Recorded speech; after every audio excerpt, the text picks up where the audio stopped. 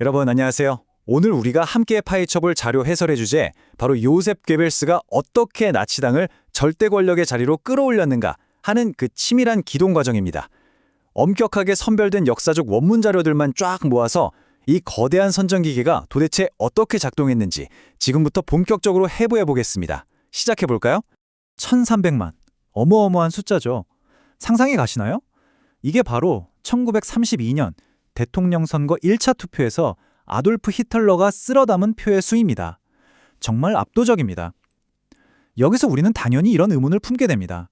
아니, 한때 길거리나 배회하던 그저 그런 급진적 정치 집단이 도대체 어떻게 이렇게 짧은 시간 안에 무려 1300만 명이라는 거대한 대중을 홀려버린 걸까요?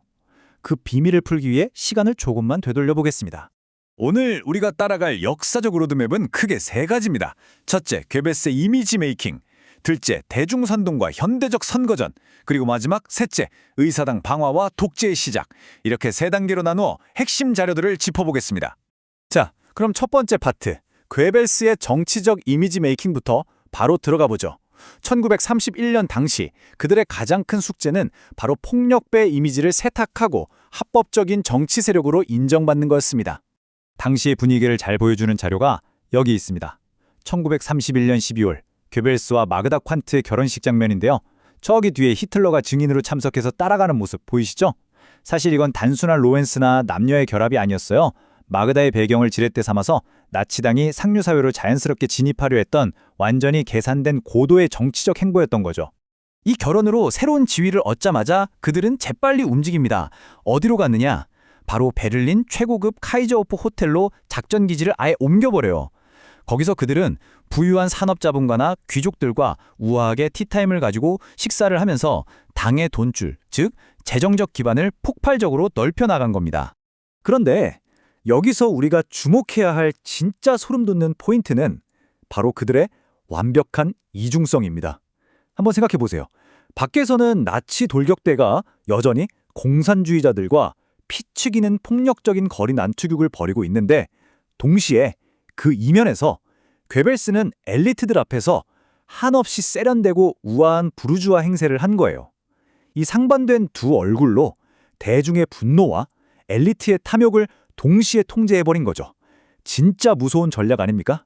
네, 이어서 두 번째 파트, 대중선동과 현대적 선거전으로 넘어가 보겠습니다.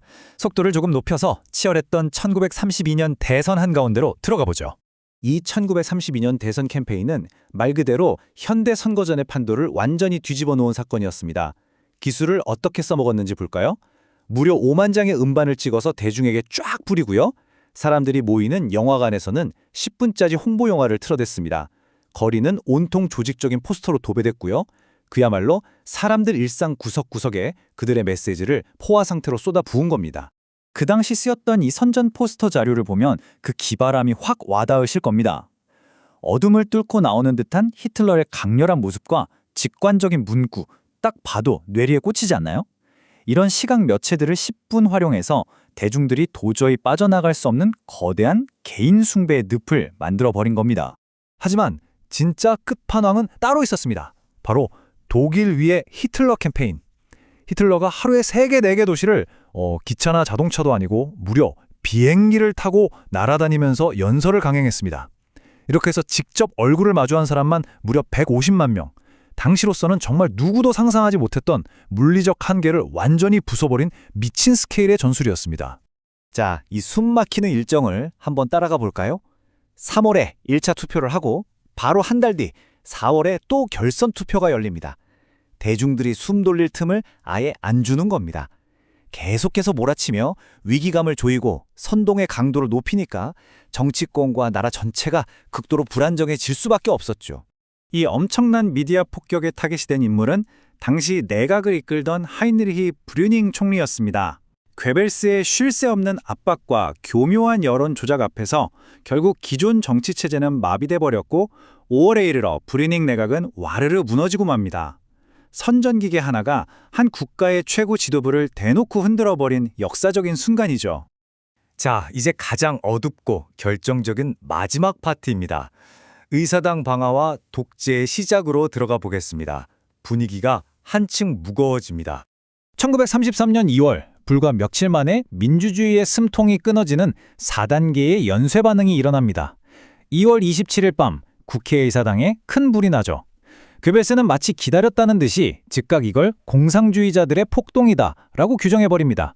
그리고 바로 다음 날 국가 위기를 핑계로 긴급조치에 서명하게 만들고 시민들의 모든 기본권을 공식적으로 유보, 즉 정지시켜버려요. 우연한 위기를 절대 권력으로 둔갑시킨 정말 순식간에 일어난 쿠데타였습니다. 당시 자료를 보실까요?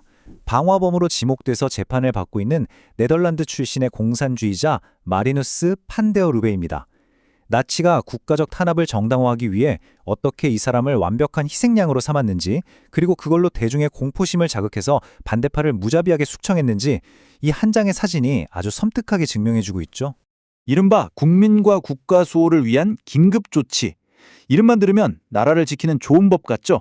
그런데 실상은 1933년 2월 28일부로 언론, 집회의 자유 같은 시민의 기본권을 완전히 빼앗아버린 사실상의 독재 합법화 문서였습니다. 무력으로 밀고 들어온 게 아니라 법과 제도의 허점을 교묘하게 파고든 유사합법적 독재의 완성. 이 부분은 정말 우리에게 시사하는 바가 큽니다. 오늘 우리가 쭉 훑어본 이 원문 자료들은 결국 우리에게 등골이 서늘해지는 질문 하나를 남깁니다.